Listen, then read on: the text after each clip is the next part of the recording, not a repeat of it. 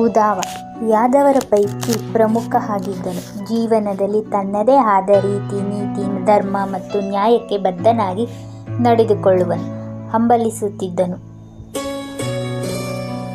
ಚಿಕ್ಕವನಿಂದಲೂ ಉದಾವ ಬಹಳ ಮುದ್ದು ಮುಖದವನಾಗಿದ್ದನು.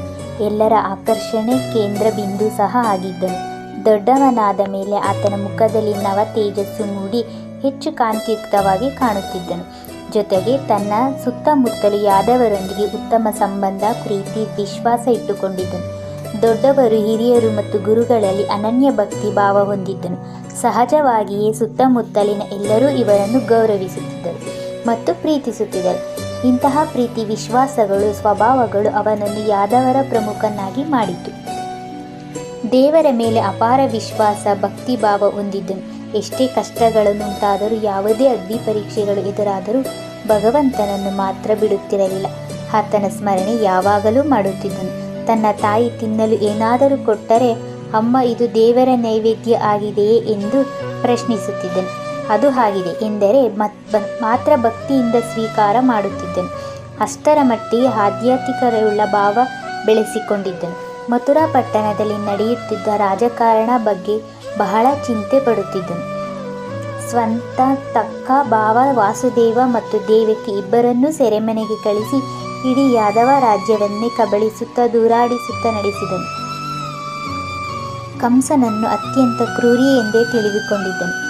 ತನ್ನ ಸ್ಮರಣಕ್ಕೆ ತನ್ನ ತಂಗಿಯ ಮಕ್ಕಳೇ ಕಾರಣ ಎಂಬ ಉಪಾಂತರಕ್ಕೆ ಬಲಿಯಾಗಿದ್ದ ಕಂಸ ತನ್ನ ಜೀವನಾವಧಿಯಲ್ಲಿ ಅನೇಕ ನಿರಪರಾಧಿಗಳನ್ನು ಕಗ್ಗೊಲೆ ತನ್ನ ತಂಗಿಗೆ ಜನಿಸುವ ಅಷ್ಟಮ ಮಗುವಿಂದ ಮರಣ ಎಂದುಕೊಂಡಿದ್ದ ಕಂಸನ ತಂಗಿ ಅಷ್ಟಮ ಗರ್ಭ ಧರಿಸಿದ್ದಾಗಿಂದ ಇವರ ಸುತ್ತಲೂ ಸರ್ವಕಾಲು ಹಾಕಿದನು.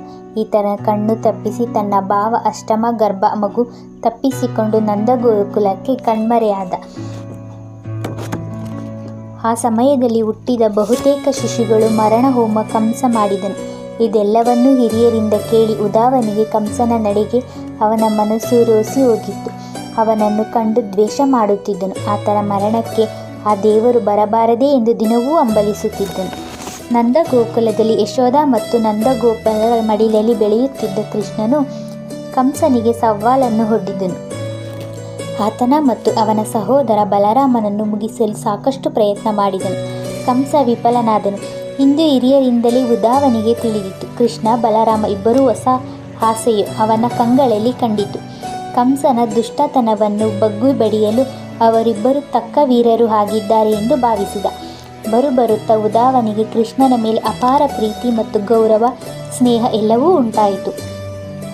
ಆತನ ನ್ಯಾಯ, ನಿಷ್ಠುರತೆ, ಗೋವು ಮತ್ತು ಪ್ರಕೃತಿ ಪ್ರೇಮ ಕಂಡು ಸಂತೋಷಗೊಂಡನು. ಎಲ್ಲರೂ ಕೃಷ್ಣನನ್ನು ಇಷ್ಟಪಡುವಂತೆ ಆತನನ್ನು ಸಹ ಕೃಷ್ಣನ ಬಂಧು ಮಿತ್ರನಾಗಿದ್ದನು. ಆತನ ಒಡನಾಟದಿಂದ ಅವನ ಜೀವನದಲ್ಲಿ ಮತ್ತಷ್ಟು ಆತ್ಮವಿಶ್ವಾಸ ಬೆಳೆಯತೊಡಗಿತು. ನಂದಗೋಕುಲದಲ್ಲಿ ಕೃಷ್ಣ ಬಲರಾಮರ ಮೇಲೆ ಕಂಸನಿಂದ ಅನೇಕ ದಾಳಿಗಳು ನಡೆದವು. ಅದು ನಿಷ್ಠಾಜಯಕ ಆಯಿತು. ಕಂಸ ಕಳುಹಿಸಿದ ಎಲ್ಲ ದೈತ್ಯರ ಸರ್ವನಾಶ ಆಯಿತು. ಅವರಾರೂ ಮಥುರಾ ಪಟ್ಟಣಕ್ಕೆ ಹಿಂತಿರುಗಿ ಹೋಗಲೇ ಇಲ್ಲ.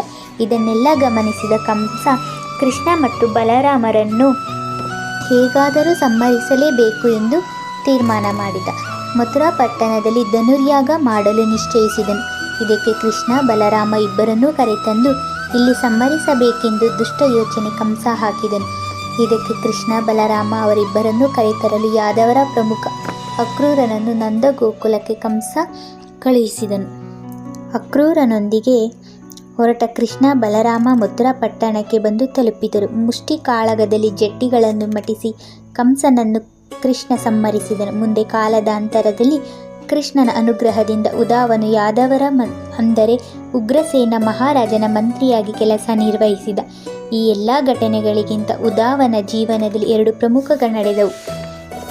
ಉದಾವನಿಗೆ ಕೃಷ್ಣನ ಮೇಲೆ ಪ್ರೀತಿ, ವಿಶ್ವಾಸ, ಗೌರವ ಇತ್ತು. ಕೃಷ್ಣನೊಂದಿಗೆ ಸ್ನೇಹ ಎಂದರೆ ಮನಸ್ಸಿಗೆ, ದೇಹಕ್ಕೆ ಎಲ್ಲದಕ್ಕೂ ಸಂತೋಷವಾಗತೊಡಗಿತು. ಅಂದು ಅವನಿಗೆ ಅನುಭವ ಸಹ ಆಗಿತ್ತು. ದಿನೇ ದಿನೇ ಶ್ರೀಕೃಷ್ಣನ ಮೇಲೆ ಇದ್ದ ಗೌರವ ಹೆಚ್ಚಾಗತೊಡಗಿತು. ಉಗ್ರಸೇನ ಮಹಾರಾಜನ ಮಂತ್ರಿಯಾದ ಮೇಲೆ ಉಳಿದ ಎಲ್ಲ ಜನರು ಉದಾವನ ಕೃಷ್ಣನ ಪರಮಾತ್ಮನು ಎಂದು ತಿಳಿದು ಎಲ್ಲರೂ ಅವನಿಗೆ ಪ್ರಿಯವಾಗಿ ತೊಡಗಿದರು. ಸಾಮಾನ್ಯವಾಗಿ ಎಷ್ಟೇ ಪ್ರಿಯರಾಗಿದ್ದರೂ ಕಣ್ಣೆದುರಿಗೆ ಇರುವವರೆಗೂ ಯಾವುದೇ ವ್ಯಕ್ತಿಯನ್ನಾಗಲಿ ಅಥವಾ ಅವನೊಂದಿಗೆ ನಡೆದ ಘಟನೆಗಳನ್ನು ಇಷ್ಟಪಡುತ್ತಾರೆ, ಗೌರವಿಸುತ್ತಾರೆ. ಅಂತಹ ವ್ಯಕ್ತಿ ಕಾರಣಾಂತರದಿಂದ ದೂರವಾದ ಮೇಲೆ ಸಹಜವಾಗಿಯೇ ಕಾಲ ಕಳೆದಂತೆ ದೂರ ಮರೆಯಾಯಿತು. ಇದು ಸಹಜವಾಗಿಯೇ ಹೌದು. ಇದರಲ್ಲಿ ಯಾವುದೇ ಅತಿಶಯ ಶಕ್ತಿ ಇರುವುದಿಲ್ಲ. ಇಂತಹ ಸಂದರ್ಭದಲ್ಲಿ ಉದ್ಧಾವನಿಗೆ ಪ್ರಮುಖವಾದ ಘಟನೆ ನಡೆಯಿತು. ಕೇವಲ ಕೃಷ್ಣ ಒಬ್ಬ ಮೇಲೆ ತಾನು ಪ್ರೀತಿ ಇಟ್ಟುಕೊಂಡಿದ್ದ ಸತ್ಯ, ಆದರೆ ಸತ್ಯದ ದರ್ಶನ, ಸತ್ಯದ ಕಾರ್ಯಪರತೆ ಇವುಗಳು ಕಾಣುವ ಯೋಗ, ಅದೃಷ್ಟವು ಉದ್ಧಾವನಿಗೆ ಸಿಕ್ಕಿತು. ಅಷ್ಟೇ ಅಲ್ಲ, ಭಕ್ತಿ, ಅದು ಹೃದಯದ ಅಂತರಾಳದ ಭಕ್ತಿ, ಪ್ರೀತಿ, ವಿಶ್ವಾಸಗಳನ್ನು ಇಡೀ ನಂದಗೋಕುಲನ ಶ್ರೀಕೃಷ್ಣನ ಪರಮಾತ್ಮ ಇಲ್ಲದಿದ್ದರೆ ಇಟ್ಟುಕೊಂಡಿದ್ದರೆ ದಿವ್ಯ ದರ್ಶನ ಅವನಿಗೆ ಆಯಿತು. ಶ್ರೀಕೃಷ್ಣ ಪರಮಾತ್ಮನು ತನ್ನ ಮಿತ್ರ ಉದ್ಧಾವನಿಗೆ, ನೀನು ತಕ್ಷಣ ಗೋಕುಲಕ್ಕೆ ಹೊರಡು. ಅಲ್ಲಿ ನನ್ನನ್ನೇ ಜಪಿಸುತ್ತಾ, ಆರಾಧಿಸುತ್ತಾ ಮತ್ತು ನನ್ನ ಯೋಗಕ್ಷೇಮಕ್ಕಾಗಿ ಕಾತರತೆಯಿಂದ ಕಾಯುತ್ತಿರುವರು ಪ್ರೀತಿಯ ಜೀವ ಕುಸುಮಗಳಿವೆ. ಅವರಿಗೆ ಕೃಷ್ಣ ಬಲರಾಮನ ಕ್ಷೇಮದ ಸಮಾಚಾರವನ್ನು ತಿಳಿಸಿ ಬರಬೇಕು. ಆದಷ್ಟು ಬೇಗ ಗೋಕುಲಕ್ಕೆ ಬರುತ್ತೇನೆ ಎಂಬ ವಿಶ್ವಾಸ ಅವರಲ್ಲಿ ತುಂಬಬೇಕು ಎಂದು ಉದ್ಧಾವ ಗೋಕುಲಕ್ಕೆ ಕಳುಹಿಸಿಕೊಟ್ಟನು. ನಂದಗೋಕುಲದಲ್ಲಿ ಉದ್ಧಾವ ಕೃಷ್ಣ ಸಂದೇಶವನ್ನು ಎಲ್ಲರಿಗೂ ತಿಳಿಸಿದಾಗ ನಂದಗೋಕುಲದಲ್ಲಿ ಇದ್ದ ಎಲ್ಲ ಸ್ನೇಹಿತರು, ಗೋಪ ಬಂಧುಗಳು, ಗೋಪಿಕೆಯರು ಉದ್ಧಾವನಿಗೆ ಎದುರಿಗೆ ಕುಳಿತರು. ಅವರೆಲ್ಲರೂ ಕೃಷ್ಣನ ಕಳಿಸಿದ ಸಂದೇಶ ತಿಳಿದು ಸಾಕ್ಷಾತ್ ಕೃಷ್ಣನ ಪ್ರತಿನಿಧಿ ಅವನಲ್ಲ, ಕೃಷ್ಣನೇ ಬಂದಿದ್ದಾನೆ ಎಂದು ಭಾವಿಸಿದರು. ಒಬ್ಬೊಬ್ಬರು ಒಂದೊಂದು ರೀತಿಯಲ್ಲಿ ಕೃಷ್ಣನ ಗುಣಗಾನ ಮಾಡತೊಡಗಿದರು. ಆತನೊಡನೆ ಕಳೆದಿದ್ದ ಎಲ್ಲ ಸವಿ ನೆನಪುಗಳನ್ನು ಮೆಲುಕು ಹಾಕತೊಡಗಿದರು. ಅದರಲ್ಲೂ ಗೋಪಿಕೆಯರ ಸಂಭ್ರಮವನ್ನು ಅಳೆಯಲು ಸಾಧ್ಯವೇ ಇರಲಿಲ್ಲ. ಕೆಲವರು ಕೃಷ್ಣನನ್ನು ನೆನೆದು ಪ್ರೀತಿಯ ಉದ್ವೇಗಕ್ಕೆ ಒಳಗಾಗಿ ಅಳುತ್ತಿದ್ದರು. ಮತ್ತಷ್ಟು ಜನ ನಗುತ್ತಾ ಸಂತೋಷ ಹಂಚಿಕೊಂಡರು. ಎಲ್ಲರೂ ತಮಗೆ ತೋಚಿದ ರೀತಿಯಲ್ಲಿ ತಮ್ಮ ಹೃದಯದಲ್ಲಿ ಅಡಗಿದ್ದ ಕೃಷ್ಣನ ಮೇಲೆ ಇದೆಂತಹ ಪ್ರೀತಿ, ಗೌರವ, ಭಕ್ತಿ ಎಲ್ಲವನ್ನೂ ಉದ್ಧಾವನ ಮುಂದೆ ತೋಡತೊಡಗಿದರು. ಇಂದು ಗೋಕುಲದಲ್ಲಿ ಜನ ಇರಿಸಿರುವ ಭಕ್ತಿ ಮತ್ತು ಪ್ರೀತಿಯ ಅಗಾಧತೆಯನ್ನು ಅವನ ಜೀವನದಲ್ಲಿ ಕಂಡದ್ದು ಅತ್ಯಂತ ಪ್ರಮುಖ ಘಟನೆ ಆಗಿದೆ. ಎಲ್ಲರೂ ಭಕ್ತಿಯಲ್ಲಿ ಬಗ್ಗೆ ಉಪನ್ಯಾಸ ಮಾಡಬಹುದು. ಭಕ್ತಿ ಎಂದರೇನು ಸಾದೃಶ್ಯ ಸಮೇತ ಉದ್ಧಾವ ನೋಡಿದ. ಅವನ ಜೀವನದಲ್ಲಿ ಮರೆಯವಾಗದಂತೆ ಆಗಲಿಲ್ಲ. ಇದು ಉದ್ಧಾವನ ಜೀವನದಲ್ಲಿ ವಿಸ್ಮಯ ಮತ್ತು ಅಚ್ಚರಿ ಎರಡೂ ತಂದಿತು. ಕೃಷ್ಣನ ಮೇಲೆ ಇದ್ದ ಭಕ್ತಿ, ಪ್ರೀತಿ ಉದ್ಧಾವನಿಗೆ ಇನ್ನಷ್ಟು ಹೆಚ್ಚಾಯಿತು. ಭಕ್ತಿ ಎಂಬ ಸಾಗರದಲ್ಲಿ ತೇಲಿ ಹೋದನು. ಉದ್ಧಾವನ ಜೀವನದಲ್ಲಿ ನಡೆದ ಇನ್ನೊಂದು ಘಟನೆ ಅವನ ಅಂತ್ಯಕಾಲದಲ್ಲಿ ನಡೆಯಿತು. ನಂದಗೋಕುಲನಿಂದ ಪ್ರೇರಿತನಾದ ಉದ್ಧಾವ ಮುಂದೆ ತನ್ನ ಜೀವನದಲ್ಲಿ ಕಡೆಯ ತನಕ ಇದೆ ಭಕ್ತಿ, ಪ್ರೀತಿ ಕೃಷ್ಣನ ಮೇಲೆ ನಿರಂತರವಾಗಿ ಇಟ್ಟುಕೊಂಡಿದ್ದನು. ಅವನ ಜೊತೆ ಕೃಷ್ಣ ಇರಲಿಲ್ಲ, ಬಿಡಲಿ. ಅವನನ್ನು ನೆನಪನ್ನು ಜೊತೆಗೆ ಅವನ ಸ್ಮರಣೆಯನ್ನು ಉದ್ಧಾವ ಬಿಡಲಿಲ್ಲ. ಕೃಷ್ಣನ ಅನುಗ್ರಹದಲ್ಲಿ ತನಗೆ ದೊರೆತ ಅಧಿಕಾರವನ್ನು ಸದುಪಯೋಗಪಡಿಸಿಕೊಂಡು ಕೃಷ್ಣನ ಸೇವೆ ನಿಸ್ವಾರ್ಥವಾಗಿ ಮಾಡಿದ. ಮಹಾಭಾರತದ ಯುದ್ಧ ಮುಗಿಯಿತು. ಹಸ್ತಿನಾಪುರದಲ್ಲಿ ಧರ್ಮರಾಜ ಅಧಿಕಾರ ಸಿಂಹಾಸನ ಏರಿ ಮಹಾರಾಜನಾಗಿ ಧರ್ಮದಿಂದ ರಾಜ್ಯಭಾರ ಮಾಡಿದನು.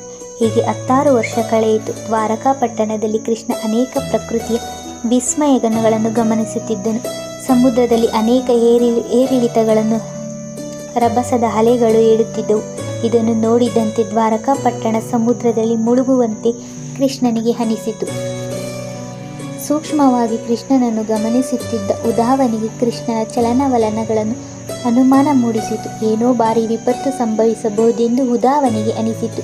ಇದನ್ನು ಕೃಷ್ಣನ ಮುಂದೆಯೇ ಕೇಳಿಬಿಟ್ಟನು. ಅದಕ್ಕೆ ಕೃಷ್ಣ ಅವನ ಪ್ರಶ್ನೆಗೆ ಸಹಮತ ವ್ಯಕ್ತಪಡಿಸಿದ. ಖಂಡಿತ ವಿಪತ್ತು ಸಂಭವಿಸಿದೆ ಎಂದು ತಿಳಿಸಿದನು. ಇದನ್ನು ಹೇಳಿಸಿಕೊಂಡು ಉದ್ಧಾವನಿಗೆ ಮನಸ್ಸಿನಲ್ಲಿ ದುಗುಡ ಕಳವಳ ಉಂಟಾಯಿತು. ಅವನ ಕಣ್ಣಿನಲ್ಲಿ ಬೇಡ ಬೇಡ ಎಂದರೂ ನೀರು ಬಂದಿತ್ತು. ಕೈ ಮುಗಿದು ಅಂತಃಕರಣದಿಂದ ಕೃಷ್ಣನನ್ನು ಪ್ರಾರ್ಥಿಸಿದ. ಜಗದೊಡೆಯ, ಕರುಣಾಸಿದ್ಧಿ, ಭಕ್ತ ಜನರ ಉದ್ಧಾರಕ ಆಗಿರುವೆ. ನೀನು ನನ್ನ ಮೇಲೆ ಕನಿಕರ, ನಾನು ನಿನ್ನ ಜೊತೆ ಕರೆದುಕೊಂಡು ಹೋಗು. ಇಂದಿನ ಕಲಿಯುಗದಲ್ಲಿ ಕಲಿಯ ಪ್ರಭಾವದಿಂದ ಸಾತ್ವಿಕರಿಗೆ ಬದುಕು ನಡೆಸಲು ತುಂಬ ಕಷ್ಟವಾಗಿದೆ. ನೀನಿಲ್ಲದೆ ಈ ಲೋಕ ನನಗಂತೂ ಬೇಡವೇ ಬೇಡ. ನೀನು ಇಲ್ಲದಿದ್ದರೂ ನಮ್ಮ ಬದುಕಿನಲ್ಲಿ ಶ್ರುತಿಯೇ ಇಲ್ಲದಂತೆ, ತಂತಿ ಹರಿದ ವೀಣೆಯಂತೆ, ಸೂತ್ರಪಟವೇ ಇಲ್ಲದ ಗಾಳಿಯಂತೆ ಜೀವನ ರಥ ಮನಬಂದಂತೆ ಕರೆದೊಯ್ಯುತ್ತದೆ. ಆದ್ದರಿಂದ ಕೃಪೆ ಮಾಡು, ಅನುಗ್ರಹಿಸು ಕೃಷ್ಣ ಎಂದು ಕೈ ಮುಗಿದು ನಿಂತನು. ಕೃಷ್ಣನ ಉದ್ಧಾವನ ಮುಂದಿಟ್ಟುಕೊಂಡು ಜಗದ ಎಲ್ಲ ಸಾಮಾನ್ಯ ಜನರ ತಿಳಿವಳಿಕೆಗಾಗಿ, ಅವರ ಉದ್ಧಾರಕ್ಕಾಗಿ ಹಿಂದೆ ಅವಧೂತ ಎದು ಮಹಾರಾಜನಿಗೆ ಹೇಳಿದ. ಪ್ರಕೃತಿ ಗೀತೆಯು ಪಾಠವನ್ನು ತಿಳಿಸುತ್ತದೆ. ಅಷ್ಟೇ ಅಲ್ಲ, ಅವನು ಹೇಳಿದ ಬೇರೆ ಎಲ್ಲ ರೀತಿಯ ಪ್ರಶ್ನೆಗಳಿಗೂ ಸಮರ್ಪಕವಾಗಿ ಉತ್ತರಿಸುತ್ತಾನೆ. ಶ್ರೀಕೃಷ್ಣ ಉದಾವನಿಗಾಗಿ ಹೇಳಿದ ಈ ಮಾತುಗಳೇ ಮುಂದೆ ಉದಾವಗೀತೆ ಎಂದು ಹೆಸರಾಯಿತು. ಇದು ಉದಾವನ ಜೀವನದಲ್ಲಿ ಕಂಡುಕೊಂಡು ಎರಡನೆಯ ಪ್ರಮುಖ ಘಟ್ಟ ಆಗಿದೆ. ಇದು ಹೇಳಲಿಕ್ಕೂ ಉದಾವ ಅರ್ಹನಾಗಿದ್ದಾನೆ, ಏಕೆಂದರೆ ಕೃಷ್ಣ ಪರಮಾತ್ಮನ ಸೇವೆಗಾಗಿ ಸಾಕ್ಷಾತ್ ದೇವಗುರು ಬೃಹಸ್ಪತಿಯ ಉಪಗಮನವೆಂಬ ಯಾದವ ವೀರನು ಮಗನಾಗಿ ಜನಿಸಿ ದ್ವಾಪರ ಯುಗದಲ್ಲಿ ಬರುತ್ತಾನೆ. ಧನ್ಯವಾದಗಳು.